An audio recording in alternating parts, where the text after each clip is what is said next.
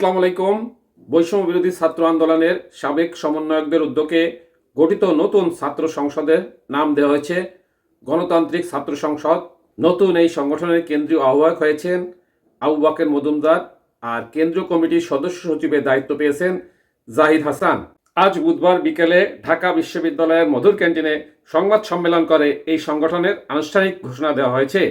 এই ঘোষণা ঘিরে দুই পক্ষের মধ্যে পাল্টাপাল্টি স্লোগান ও মারামারিতে মিশু আলী ও আকিব আল হাসান নামে দুই সমন্বয়ক আহত হয়েছেন। সন্ধ্যা 5:30টার দিকে আহত অবস্থায় তাদের উদ্ধার করে ঢাকা মেডিকেল কলেজ হাসপাতালে জরুরি বিভাগে নিয়ে আসা হয়েছে। এর আগে বিকাল 3টায় মধুর ক্যান্টিনে সংবাদ সম্মেলন করে নতুন ছাত্র সংগঠনের আত্মপ্রকাশের ঘোষণা ছিল। এ উপলক্ষে বৈষম্য বিরোধী ছাত্র আন্দোলনের সাবেক সমন্বয়করা বিকেলে সেখানে এসে জড়ো হন। অপরদিকে বেসরকারি বিশ্ববিদ্যালয়ের একদল শিক্ষার্থী সংগঠনের কেন্দ্রীয় কমিটিতে নিজেদের পর্যাপ্ত সংখ্যক পদ দাবি করে বিক্ষোভ করেন। মধুর ক্যান্টিনের সামনে দুই পক্ষের অবস্থানের মধ্যে বিকেল 4টার পরে হাতাহাতির ঘটনা ঘটে। এর এক পর্যায়ে বৈষম্য বিরোধী ছাত্র আন্দোলনের নেতারা মধুর ক্যান্টিনে এসে নতুন ছাত্র সংগঠনের নাম ও দায়িত্বপ্রাপ্ত নেতাদের নাম ঘোষণা করেন।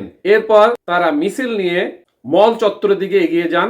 সেখানে পদবঞ্চিতরা পদ দাবি করে বিক্ষোভরত শিক্ষার্থীদের সঙ্গে তাদের দ্বিতীয় দফায় হাতাহাতির ঘটনা ঘটে।